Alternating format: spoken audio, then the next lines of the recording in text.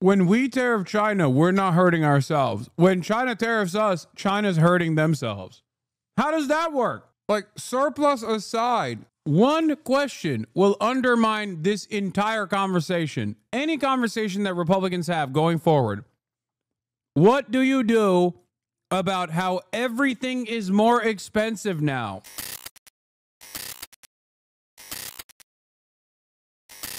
Now, let's get back to the other situation. Fiona, stop trying to... No.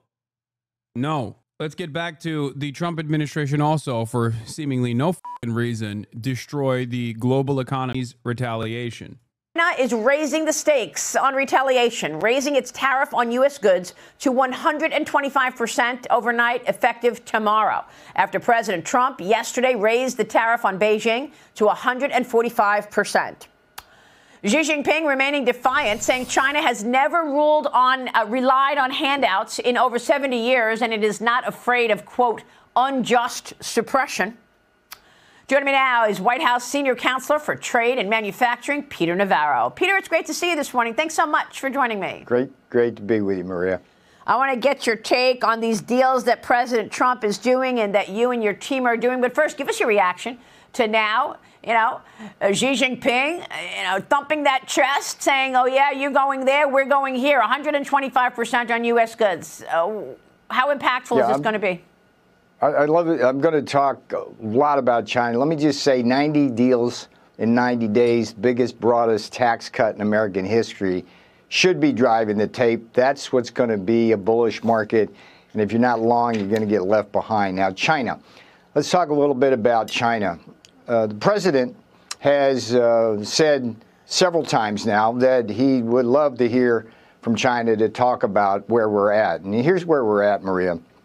From our perspective, China has killed over 1 million Americans with deadly fentanyl and related drugs, and it simply refuses to do anything about that. Many of these people are prime-age workers, so they not only kill Americans, they're killing our workforce. At the same time, as you know, Maria, and we talk a lot about this, since 2001, China has destroyed over 60,000 American factories and stolen over 5 million manufacturing jobs. That's the state of play. So all we're asking for is fairness. Now, from the Chinese point of view, let me see if we can kind of go there. Let's suppose that I'm an advisor to President Xi right now. What am I telling him? I'm telling him that the Americans have a very legitimate gripe and beef here. They're not attacking China unfairly. They're simply asking. If I'm Xi Jinping and one of my advisors says that, I have him assassinated. Okay? This isn't like xenophobia, and that's not what I'm saying they do. I'm saying that's what I would do.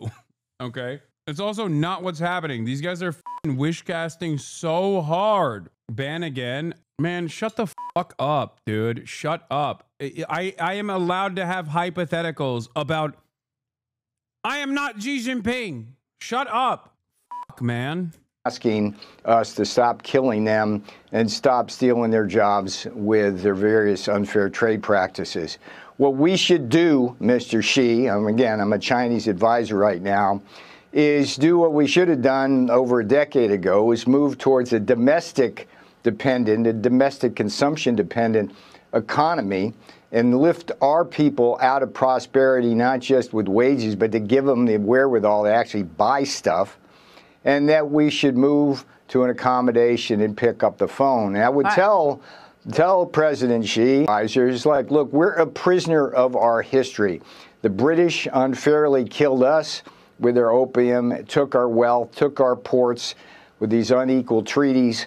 But this is not that with the Americans. The Americans have a very legitimate beef with us, and we need to come to some kind of accommodation and pick up the phone. Yeah. That's where they should go. Now, that advisor would probably wind up immediately in a Chinese prison, and therein lies the tale. Yeah, unbelievable. Peter, yeah. I know you've studied China a lot over your career. I remember years ago talking. Unbelievable is right. As in, this American donkey has the audacity to, one, fantasize about what kind of conversation is supposed to be taking place among Xi Jinping and his advisors. But also, secondly, says, oh no, rebalancing trade in this regard is actually beneficial for Chinese prosperity.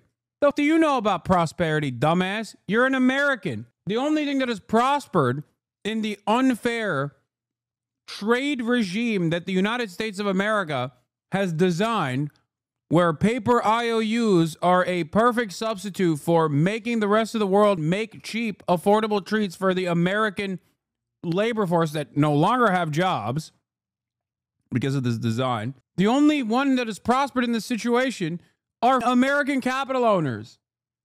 So do you know about how to make your country prosper? How about you make your country prosper? How about you advise Donald Trump to make this country prosper right now and not in the direction of nuking global trade for no reason other than I'm bored, or for a agenda that you will never be able to bring about without turning the American economy to a Chinese-style centrally planned economy.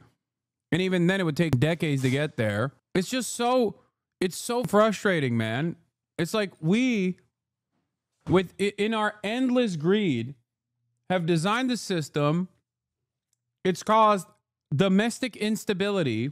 We have no choice we have no mechanism of fixing that at all. We're not even trying to fix that at all. We just simply want manufacturing to be here. And we have no policies for making that happen other than nuking global trade. About the bad behavior of the CCP with you. How would you assess the Chinese economy today? In other words, the tariffs that President Trump is putting on the Chinese economy is going to have a much bigger impact, in my view, on the Chinese economy than the opposite in terms of what they're doing to us. You can't be a surplus economy, which China is, running a massive trade surplus with us, and think you can possibly win moving up the escalatory ladder. The rest of the world has gotten that message. I mean, if you think about the trade deficits we run with the Vietnam, with South Korea, with Japan, with India and others, Malaysia, Indonesia, if they tariff us at the same rate, they're hurting themselves far worse. And the same thing with China. They haven't, China, I mean, again, I think they're a prisoner. So when we tariff China, we're not hurting ourselves. When China tariffs us, China's hurting themselves. How does that work? Like, surplus aside, one question will undermine this entire conversation. Any conversation that Republicans have going forward. What do you do about how everything is more expensive now? What do you do about that? What do you do when everything is more expensive? How much bandwidth do you think you have? How much political and social capital can you expend in your desires to undermine the entire regime of global trade that you have designed? Of their history, it's almost hubris. Their pride.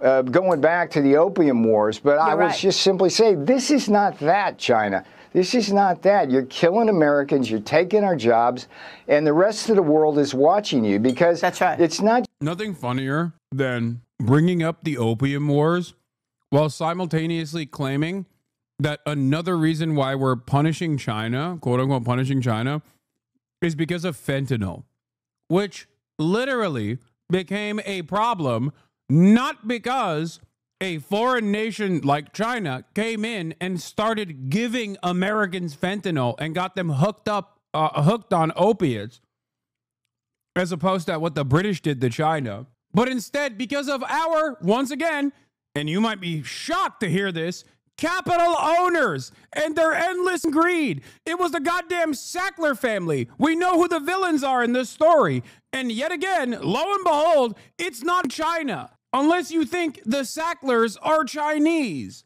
We're so goddamn stupid and selfish. It is crazy. Not just America that you're hurting. You know, you take from Latin America and Africa all their natural resources. You dump goods into Europe. And that it's an unsustainable equilibrium. That's the bottom line. We got to a point, Maria, where the U.S. can't keep doing what it's doing. We're sending too much of our wealth abroad through the trade deficit and losing too many jobs, and we don't have the ability to defend ourselves because we're losing our defense industrial base. And China can't keep dumping stuff on world markets thinking that everybody's going to keep buying it. So they need to take care of their own people. They need to let their own people be consumers, not just work in their slave labor sweatshops. Well, they're gonna get that if they haven't already. President Trump. What do you mean? They can't dump their goods? What are you talking about? If there was no issue with that, the trade war tariff conversation wouldn't even be taking place. You know, people was just saying, okay, well, we don't want Chinese goods anymore. We want American-made goods, except everybody wants Chinese-made goods. Is not ruling out extending the 90-day pause on tariffs. Here's the president yesterday responding to Fox Business's Edward Lawrence. Watch this. So how close are you to the first country coming to actually make a deal with the United States over tariffs? Is it days, months? Well, I think it's very close, but, you know, we have to have a deal that we like. We don't want a deal that's going to be a bad deal, or I could make every deal in one day if I wanted to. China retaliated today by reducing the number of American films that can be shown there. What's your reaction to them now targeting cultural exports from the United States? I think I've heard of worse things than...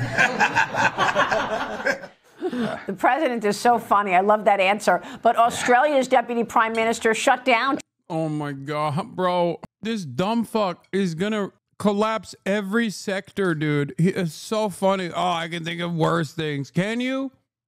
You fucking idiot. That's like hundreds of thousands of jobs, dude. What are you talking China's about? offer to work together against Trump's tariffs, saying that they will not make common cause or hold hands, quote unquote. Europe as well. You just mentioned Europe. They signaled last night after the close, no partnership with China. They declined to accept China's rerouted dumped goods into the United States. But Peter, you just mentioned a minute ago, 90 deals in 90 days. So can you give us an update, Peter? Where are we in terms of all these negotiations? Go ahead. I'd love to take you behind the scenes, Maria, because it's so different from the first term. Jamison Greer, the United States Trade Representative, he's got over 30 years of experience. He's a calm, kind person, but he's the toughest SOB in the world when it comes to trading. He's at the tip of the spear for the president because he's the United States trade rep. He's got a whole portion of our White House working day and night. We started working on these deals months ago because we anticipate. That's what we do. We anticipate. So what's going to happen here is Jamison Greer and Howard Lutnick are going to work very closely together. Howard, in addition to knowing the bond market better than anybody in the world, is also a great negotiator. So we're going to run 90 deals in 90 days is possible. The boss is going to be the chief negotiator. Nothing's done without him looking very carefully at it. He has such a fine attention to detail. Scott Besson is going to handle countries like Japan and South Korea, where there's a lot of currency issues associated with. Dude, if I lived outside of the United States and had no care or consideration for what happens to its citizens, and there's plenty of good reason to not have any empathy at this point for whatever the fuck happens to Americans, I'd be celebrating right now. I'd be popping champagne. I'd be like, huh, fuck them. Fuck us. You know? This is psychotic. What a stain on the planet, dude. What a fucking blight we are. So gross. With that. And then you have good. Kevin Hassett, who you had many times on your show, who's really, really good analytically, and also is carrying the football with Scott on the tax policy, which is an important part of our situation. Yeah, Stephen Miller is doing a beautiful job coordinating things. And J.D. Vance has just been a breath of fresh air. I knew Mike Pence well. I liked Mike, but Mike didn't know anything about policy, and he was hamstrung by this guy, Mark Short, who was his chief of staff, who destroyed Pence's career. J.D. Vance gets it. J.D. Vance was at ground zero. While I was back in 2006, right in the coming China wars, J.D. Vance I was up there, you know, looking down at the carnage. J.D. Vance was part of that carnage, so he gets it. He's got a great chief of staff himself. I love Jake. So what I'm trying to signal, Maria, is that this team is just the best in history. And by the way, Marco Rubio, when we need stuff in terms of the interface with diplomacy, Doug Burgum, Chris Wright, when we're doing like LNG deals from Alaska. So America should trust in Trump. The market should trust in Trump and not get these weak knees, because this is going to be bullish. We had a good week this week. You know, I'm calling it the $5 trillion Jamie Dimon interview.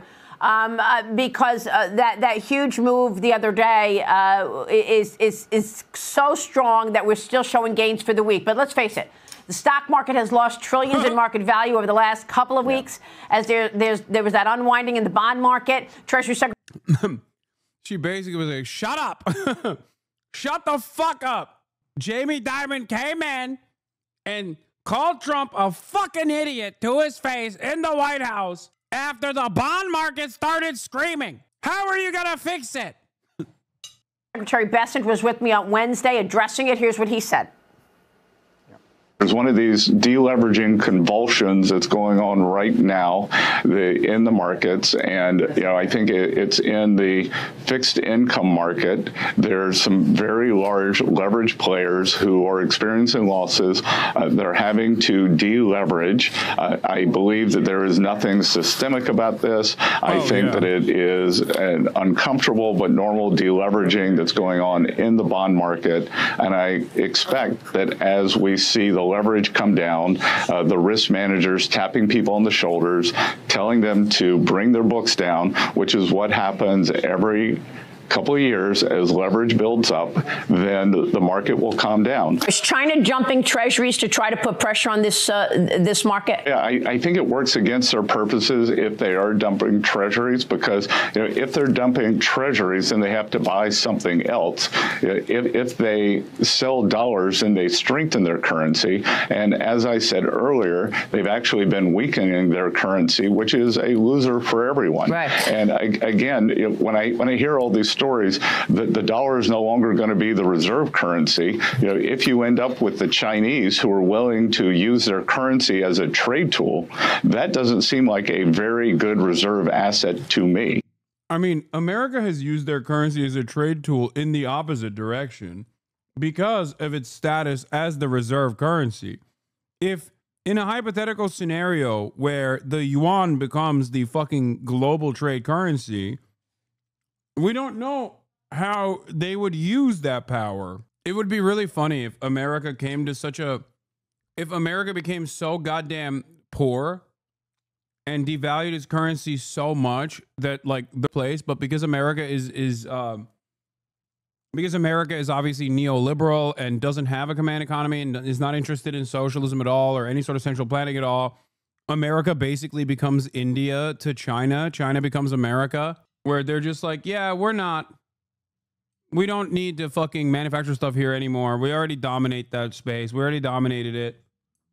Let's make the poor Americans work in the fucking factories for a little bit so they can make us our treats. Now that we are the fucking global reserve currency, envisioning a future where the American Rust Belt is grown, but at what cost? Now they are the ones who are making cheap, affordable goods and treats for China and India. And this time, there is, of course, no improvement to their material conditions because the government doesn't work like that there. Or here. I don't know why I'm saying there. I'm talking about here, obviously. It's like the Obama documentary, The Factory. But this time, it's real. Yeah. All the while, we're having these discussions, and yes, MAGA Twitter is talking about how they want to fucking nuke the Three Gorges Dam because Americans have one speed. You said China is going to bail us out again? I don't think so. It's not 2012 anymore. Anyone who has the means to get property abroad should do so. People would like to think our hegemony wouldn't end in such a dumb way. Don't know how our elites psyop themselves into thinking we're actually supreme. No, I don't. No. it has nothing to do with American hegemony or anything, or thinking that American hegemony is supreme.